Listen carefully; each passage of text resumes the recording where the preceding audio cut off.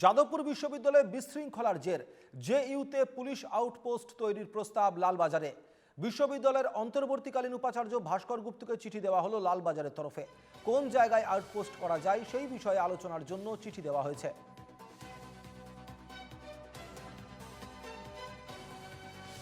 সুস্মিত মজুমদার আমাদের প্রতিনিধি রয়েছেন টেলিফোনে এই মুহূর্তে আমাদের সঙ্গে। সুস্মিত, বারংবার যাদবপুর বিশ্ববিদ্যালয়ের ভেতরে পুলিশ প্রবেশ নিয়ে একাধিক অভিযোগ, একাধিক বিতর্ক। এবার যাদবপুর বিশ্ববিদ্যালয়ের ওখানে পুলিশ আউটপোস্ট তৈরি করার পরিকল্পনা নিচ্ছে লালবাজার এবং সেই কারণের জন্য উপাচার্যের কাছে চিঠিও গিয়েছে। গোটা ঘটনার পরিপ্রেক্ষিতে কোন দিকে যাচ্ছে? 24x7 সব সময়ের জন্য আউটপোস্টে পুলিশ মোতায়েন থাকবে এবং সেই পুলিশ যাদবপুর থানার যে কর্তব্যরত পুলিশ তারাই থাকবেন এই যাদবপুর বিশ্ববিদ্যালয়ের ভেতরে। যদিও যাদবপুর বিশ্ববিদ্যালয়ের যে উপাচার্য রয়েছেন তার কাছে চিঠি পাঠানো হয়েছে লালবাজারের পক্ষ থেকে, কিন্তু উপাচার্যের থেকে যতক্ষণ না সবুজ সংকেত আসছে ততক্ষণ পর্যন্ত কিন্তু এটাকে ইমপ্লিমেন্ট করা যাবে না। তবে প্রাথমিকভাবে লালবাজারের পক্ষ থেকে আউটপোস্ট করার জন্য তাদের কাছে দাবি রাখা হয়েছে যে এই শিক্ষা কেন্দ্রে শিক্ষানন্দের ভেতরে যে আউটপোস্ট করা যায় কিনা। অন্তর্বর্তীকালীন যিনি উপাচার্য রয়েছেন সেই উপাচার্যকে চিঠি দিয়ে লালবাজারের পক্ষ থেকে জানানো হয়েছে। এখন দেখার বিষয় রয়েছে যে এই সিদ্ধান্ত যিনি অন্তর্বর্তীকালীন যে উপাচার্য রয়েছেন ভাস্কর গুপ্ত, সেই ভাস্কর গুপ্ত তিনি অসুস্থ, তিনি হাসপাতালে ভর্তি ছিলেন তুমি জানো। এখন তিনি বাড়িতেই রেস্টে রয়েছেন, এখনো পর্যন্ত তিনি আসেননি। যদিও সেই কারণে এই ভাস্কর গুপ্তের উপরেই কিন্তু সম্পূর্ণ বিষয়টি নির্ভর করছে।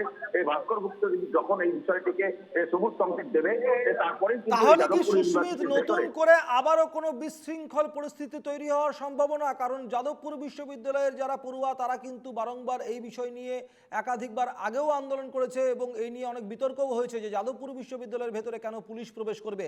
সেখানে 24x7 যদি আউটপোস্ট করা হয় তাহলে ছাত্রছাত্রীদের তরফ থেকে কিরকম প্রতিক্রিয়া আসবে সেটাই কিন্তু দেখার।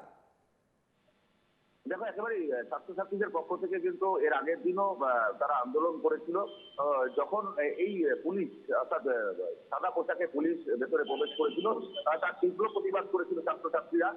এখন সিসি ক্যামেরা লাগানোর ক্ষেত্রেও তারা আন্দোলন চালিয়েছিল, আন্দোলন করেছিল। এখন সেখানে পোশাক পরিহিত পুলিশ শিক্ষাঙ্গনের ভেতরে আউটপোস্ট, সেখানে 24x7 পুলিশ মোতায়েন থাকবে, সেই বিষয়টা ছাত্রছাত্রীরা কিভাবে নেবে। ছাত্রছাত্রীদের যে সংগঠনগুলো রয়েছে এসএফআই, ডিএসও, এআইডিএসও, বিভিন্ন ছাত্র সংগঠন রয়েছে, তারা কিভাবে নেবে সেই বিষয়টা দেখার এবং তারা আন্দোলন করবে কিনা সেটা কিন্তু সম্পূর্ণ ছাত্রদের উপরে নির্ভর করছে, ছাত্রছাত্রীদের উপরেই নির্ভর করছে তারা সেই বিষয়টা মেনে নেবেন কিনা। যদিও এখন এই মুহূর্তে প্রাথমিকভাবে লালবাজার জানতে চেয়েছে উপাচার্যের কাছে, ভাস্কর গুপ্তর কাছে। এখন সেই উপাচার্যর সবুজ সংকেত পেলেই তাহলেই কিন্তু লালবাজারের পক্ষ থেকে যাদবপুর থানাকে অনুমতি দেওয়া হবে এবং যাদবপুর থানার পক্ষ থেকে গিয়ে সেখানে জায়গা চাওয়া এবং পরে আউটপোস্ট তৈরি করা এবং সেখানে পুলিশ মোতায়েন করা, সেই বিষয়টা পর্যায়ক্রমে হতে থাকবে। তবে এই যে পর্যায় চলাকালীন যদি পারমিশন হয়ে যায় তখন যদি ছাত্রছাত্রীরা আন্দোলন করে সেটা কিন্তু দেখার বিষয়। তবে প্রাথমিকভাবে মনে করা হচ্ছে যখন ওম প্রকাশ মিশ্রর ঘরে পুলিশ এসেছিল, সাদা পোশাকে পুলিশ, তখন কিন্তু বিক্ষোভ দেখিয়েছিল ছাত্রছাত্রীরা, তারা বিক্ষোভে ফেটে পড়েছিলেন।